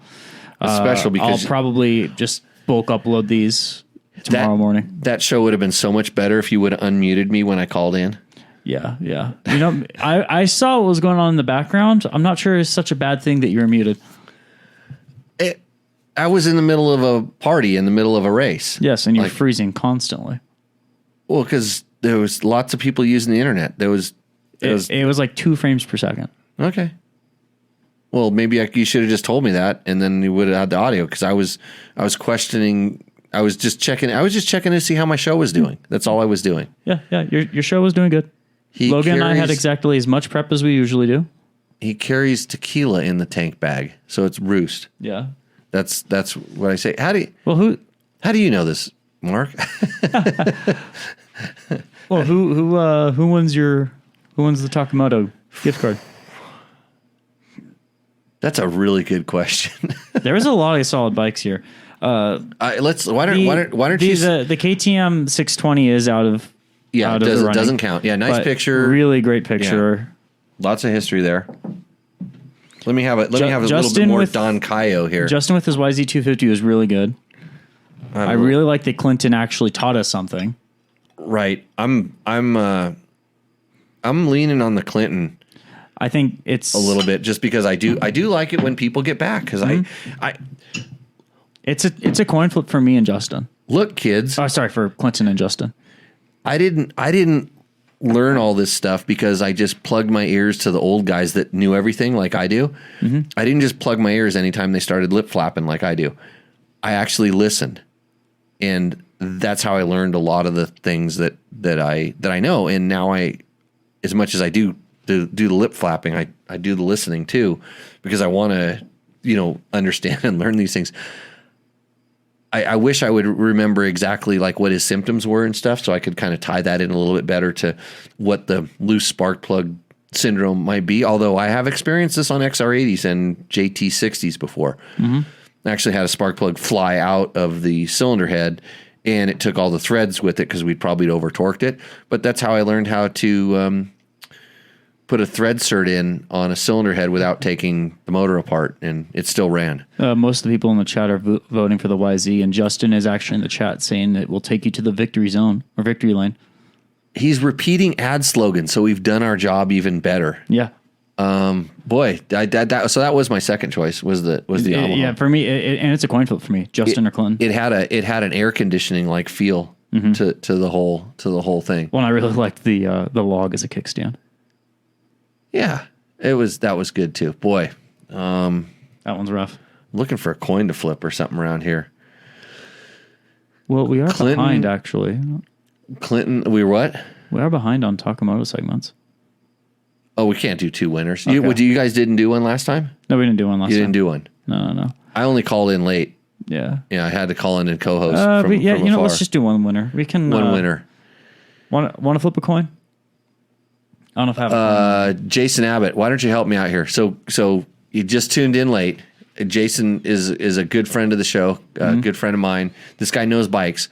Jason, we're not going to tell you anything about these bikes. I'm going to show the pictures, though. We're going to show the pictures. So we're going to show two different pictures, and you are going to help us with Roost or Endo. Here's picture number one, as I know there's a little bit of delay. Let me know when you feel like you've got a good feel for this bike. Just get a good grasp of that bike. Just look at it, feel it, enjoy what this bike is bringing, and then... Okay. And then we'll show you the next one. Yeah, he'll see it now. So go ahead and slip over to the next one. Okay. We'll give you a couple minutes to decide. But we're really torn between these two bikes for various reasons, which you know none of because you just tuned in late. And then here's the other one. Yeah, he called the first one a desert rat. Okay. Yeah. Okay. So though the submission was and this is absolutely not a desert rat. Yeah, it's a guy from Canada, but this one. This is a Meadow Muffin, right? That's a good one, Meadow Muffin. Meadow Muffin? That looks more like a glacial valley to me. Right. Almost, with a river running through it. You know how whenever you ride out in those things, there's always cow patties out there? Yeah. And you always just hit them? Yeah. I really like this picture that Justin submitted. Yeah. This so, really okay, Jason, you choose between those two, and this whole thing is off my shoulders. I'm just having some nice Don Cayo extra anejo. This stuff was not cheap either, by the way. I spent... YZ wins. Okay. All right, that settles it. For the destination, yeah. And Justin's in the chat. So, Justin, go ahead and reach out to me, and we will get you set up with the Takamoto gift card. Congratulations. Yeah, no cows there too high. Brenda's going with it with the... Brendan. Yeah. Brendan. Yeah, but the chat was rooting for the YZ here. Right. So, good job, Justin. Yeah, so we're just switching over. We're trying to, just move away from all those KTMs winning every week. And, the XEs, the FEs. Support our sponsors. Yeah. Blue Crew. By the way, Yamaha's still making the two-strokes. I got the YZ125, YZ250, and both of those bikes are available in an X version that can also take you to the victory lane. Hey, you know what? I got an entry to the 125 Dream Race, Pasha Dream Race at Hangtown. Oh, you actually have... I think I got an invoice. I got it. I got an invite to it. I'm pretty sure. I think I'm on the list. I don't know if I've been banned yet, but so I got to start getting my YZ125 a little bit more dialed in. Nice. So me neither. It was also kind of burnt on the end. What? I'm not sure, but sweet. Yeah. So, and he's buying his dad flex bars. Yeah. That's the way to go. Help out the old men with bad wrists, Justin. Good job. We really appreciate the support of the show. Show them kids how it's done. You know what I might try to do at that race? I don't think it'll work though, because I'm like, solid 200 pounds these days. I was just thinking I'll just really work on my starts, because in a 125 race, if you can get off the gate, you just start moving over on people. So I can start on one side or the other, and I can get off the gate and just start moving over, and they can't pass you because all the bikes are so slow. You should run a GoPro too. There's a GoPro of me racing a Husky 125 at Hangtown a few years back, back in the old Dirt Rider days. Nice. There was an Italian Husky too, by the way. Oh, the redheads. Yeah, kind of. Yeah, like back when you used to have a Husky. Yeah, I had a Husky then. So we have a couple. Well, we only have one question on the sheet. Really, the other one's kind of a comment. Okay. I was kind of hoping, but anyway, we'll just go to this one question. So JD Jetting Explained video that we have up on the Dirt Bike Test channel. Jacob Pye was asking, how do I adjust my idle? I have a 2015 CRF 450R with this tuner on it. So the interesting thing is this JD Jetting Explained video was done probably 6 years ago. Yeah, it's quite a few years old. And we just get this comment on it, and I'm kind of curious. Did he just ask it and expect an answer to come flying out of the YouTubes like Maybe. immediately, or Maybe, I'm guessing. or is he just like, or was he searching how to adjust his idle and this video came up? This is the interesting thing about, how we communicate and how we expect to get answers. So how do you adjust your idle? I'm pretty sure on that bike there's a little knob on the side of the carburetor that you just turn. Well, and this is 2015 Sierra 450R. right. Yeah. This is fuel injection. Yeah. There's a little black knob. It's You said the carburetor. a carburetor, throttle body. Okay, there so we it shows what I know. Yeah, on your carburetor on your fuel injected bike, it's the same. It's in the same place that a carburetor would be. And maybe if you're asking how to adjust the idle, you don't know the difference. But anyhow, yeah, I was wrong. I said it. I caught it. Feels good, I think. No, the tequila feels good. Yeah. So there's probably a little black knob on that sucker, and you just turn it, and it'll be clearly explained in your owner's manual. And the tuner has very little, if any, effect on the idle. Although there are adjustments that you can do that will affect the richness of the idle. So I would set the JD tuner at 3. So I think that's right in the middle. And so it's stock, and then adjust the idle. And then if you want to go someplace from there, what you want, higher idle speed or whatever, you do it that way. And then maybe you can kind of co-op. And so the idle, I believe, is, I'm trying to think of the blinking colors. It's a blinking color, and I think it's the fourth. I think it's the fourth one. There's low, mid, top, then the idle adjust when you're clicking through the cycling, which I probably explained in that video. But the reason I do those videos is so that I don't have to remember it anymore. Mm-hmm. It's like I make the video and then I flush it out of my memory. Yeah, it's why I have so many notebooks with me at all times. Right. Same thing. What is Rick Rodriguez saying there? So this was on the 23 KX450X first impression video.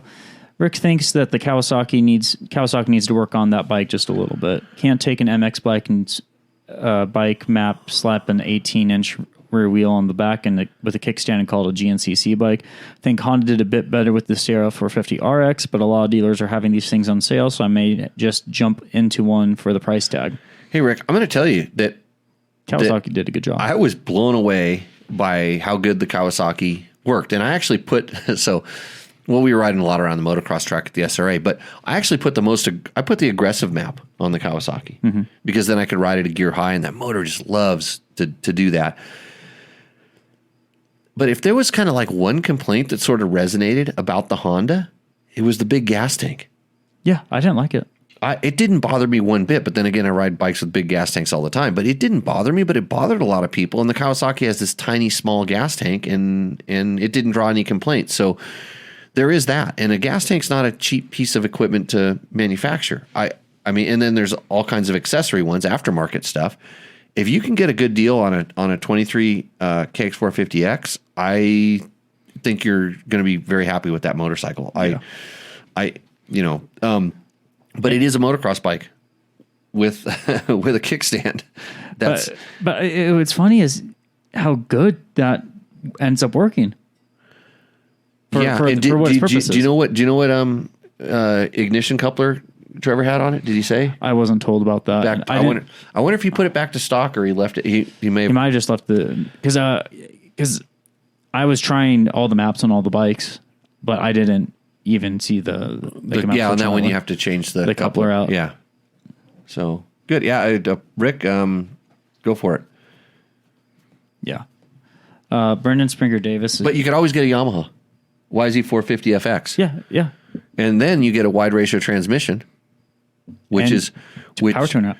You got the power tuner app, so you can make the bike do anything. And in reality, one of the biggest things that I noticed when I was racing around that Grand Prix is that if it had been any faster, the Honda, the gas for sure, those two, and then a little bit the Kawasaki, but not as much, would have run out of gearing. And so the Yamaha had the widest spread, although I noticed the gaps. and I usually I don't complain about them. But when we ride 3 bikes that have no gaps whatsoever, tight ratio motocross gearboxes, the gaps stood out. But I'm sure that I could play with the map a little bit on the Yamaha, and then the gaps wouldn't matter because it makes so much power. Yamaha, sponsor of Tech Talk Taco Tuesday. Taking you to the victory zone. Yeah, the victory zone. And Rooster Endo. And Rooster Endo wins too. All right, so Brendan Springer Davis chimed in on YouTube saying, dirt bike test idea. Are the Chinese knockoff bars the same quality as the Pro Tapers and various brands made in the Chinese factories? Are they identical and they only have different stamps? No. No. If there was... So in all honesty, if there was one thing that for sure that I probably... Foot pegs and handlebars would be the 2 things I would be worried about not buying a good quality product.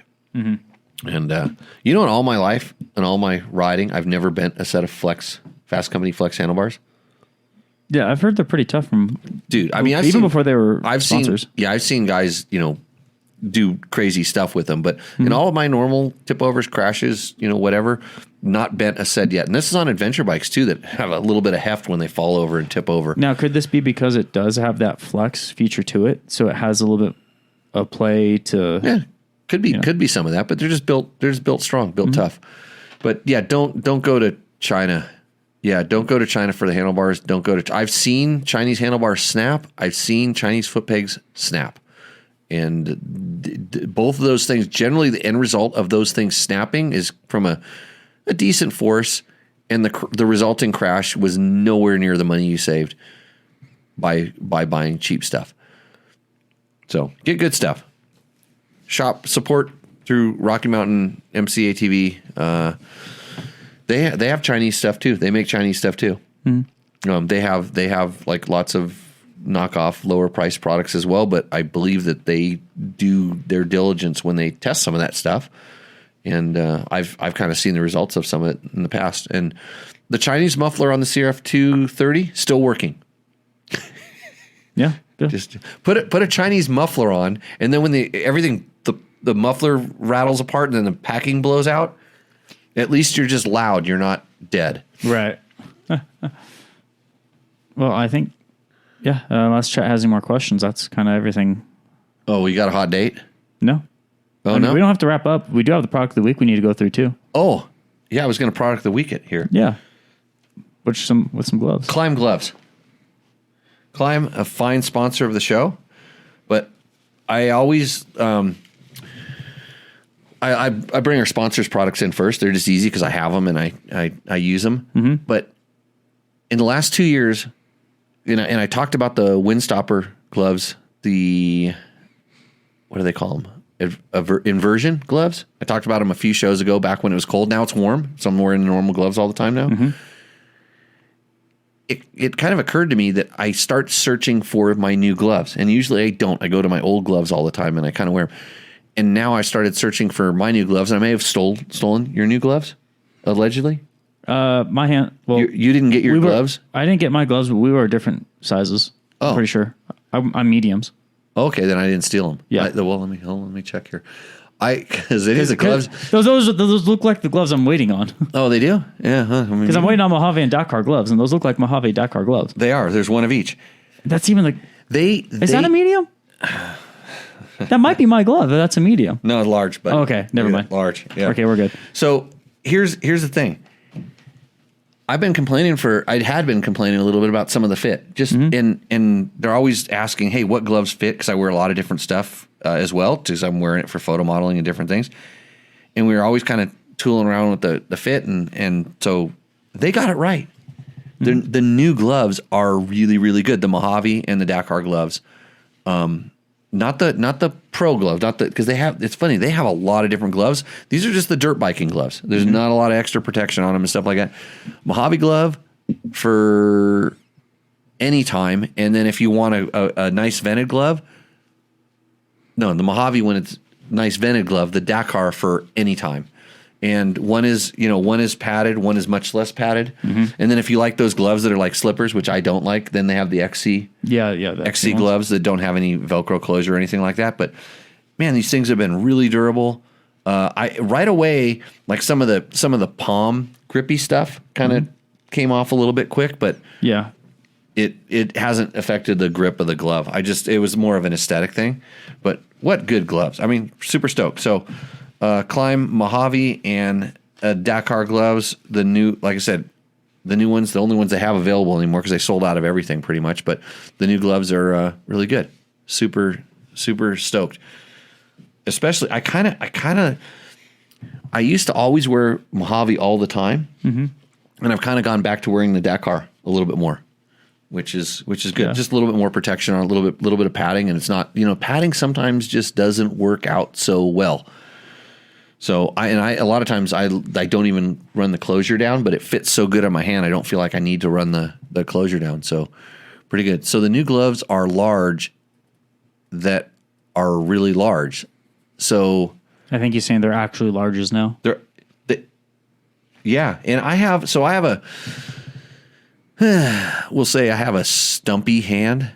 Yeah, they're short and they're kind of fat, but not very long fingers. So my biggest problem is I need to wear a large just for the size of my palm and the fatness of my fingers down here. But like a lot of times the length isn't long enough. So on almost every glove, when I wear the glove, that I'm just faking it on the tip. This tip doesn't really. So I'm kind of folding down. It looks like there should be an extra, half an inch, 18 centimeters into the metric system. That's normal. That's kind of normal for me. So it doesn't bother me. But like a lot of other gloves, like sometimes they kind of pinch at the palm, or at the tip of the finger. They'll pinch even though my finger isn't going all the way out there. And then there's other ones that are just like all floppy and wandering around. But those ones they I really hope we get a clip of this audio. Well, there's a guy that's supposed to be editing that. John, is he doing his job or did he drop off the radar? No, he's been doing it. Yeah. Yeah, no, he's been doing a good job. Are we pumping that stuff on the tubes or the internets or they haven't reached YouTube yet, no. How come? Other 9 to 5 job. Other 9 to 5 job. Matt, you could be staring at a computer the rest of your life instead of riding dirt bikes. It's a path that you have to choose. I thought that I wanted money, and that's why I raced dirt bikes. Yeah, so large was usually a medium in the climb. Could be. Yeah, could be. I thought their sizing was kind of consistent with everything, and so a lot of times I have a lot of Climb XL gloves, but it was mostly because they were kind of, it wasn't that the length, it was more like the thickness, the width. So kind of just at the finger. But then it would also bunch up in my palm because the palm was actually too big. But if you're just out riding, like, and whether it's Climb or any other company, like, try different gloves. You'll be amazed at it's like wearing good underwear. Something that's not all bunched up and causing problems. Like, if you have good gear, your ride gets better. It's just, it's just like, you're not always, it's not like somebody poking you all the time. Like, after they poke you long enough, you get used to it and you're just like, oh, I guess that's normal. But when you don't get poked, you go, oh, that's so much nicer. That makes, yeah. And Mark says gloves are like helmets. Some fit and some don't fit everyone. Yeah. Yep. This is true. That's why I say you got to try, because you have weird shaped hands or something funny. My hands are pretty normal except for the length of my fingers. And I'm super fortunate that the Climb gloves have actually always fit me. Yeah. I know I'm one of the lucky few. Well, maybe not few, but I'm fortunate. Yeah, there's, like I said, and gloves are actually pretty. I mean, for how much stitching and sewing and stuff that goes into those things, I'm amazed at how inexpensive they are. I'm sometimes surprised. And I know guys that ride in like they gardening gloves and different things I've seen before, and they're like, yeah, these things just, they fit me. They're better than my other things. And it's like, some of these guys are just perennial cheapskates. And then there's other guys that just honestly, they couldn't find something that fit, and they went and found something that fit them. But maybe they didn't try hard enough as well. Because, yeah, I'm not. I'm just laughing because some of the gnarliest guys I rode with literally rode in those leather gardening gloves. Just they're kind of that yellowy leather gardening gloves, and they thought they were the best gloves ever. But then you realize how old they were, and that's what they've always ridden in. They just never migrated to the. Luckily, they switched over to regular boots, but they switched from their lineman boots to the more modern boots. So, anyways, I think we're gonna wrap this show up. Thanks to Don Cayo. My co-host. Yeah, good co-hosting over there. Kept their mouth shut. A little bit better than Logan, actually. Yeah, got you talking a little bit more. Think so. A little bit more loosely. Really? No, you're same as usual. Normal. Yeah. Still working on my book, Monkey Butt 2. Haven't done any more writing on it. So, just in case you were wondering, go ahead and tell a friend about this podcast. Like, share, do all that stuff. I mean, really, do that stuff. Put it on. We need to have a contest. Whoever gives us the most publicity. Yeah, something like that. I need to legitimately get a good prize and have some sort of a contest to kind of, because that's, everybody likes a contest. And then we can like Roost or Endo. Right, that's a contest. Yeah, have a contest where we make, reward. I get the right word. Yeah, reward our audience for spreading the good word. Yeah. Maybe, because somebody can learn something from this. Somebody, somewhere, someplace, somehow. I would hope. So this is the only day that I'm answering questions on motorcycles. The rest of the day, I'm just going back to gardening and cooking questions. And there we go. Yeah, with that, so send me an email and I'll just I'll forward you back the link to how to join into the show. Yeah. And you'll have to listen to it. And then the problem is I'll forget which episode it is if I ever respond back to you about when we answered your question. And then you'll have to listen to 6 of these things, which is really good for our numbers, but not good for your time. So anyways, thanks a lot, guys, for joining in. Thanks for participating in Roost and Endo. Thank you, Matt. Yep. Got anything exciting coming up? You said 9 to 5 job way too many times. Yes. A lot of CSV files, but that part's done. It's going to be a lot more engaging work there. But do look for, I'm going to be focusing a lot on some DBT stuff because admittedly, I'm a little behind.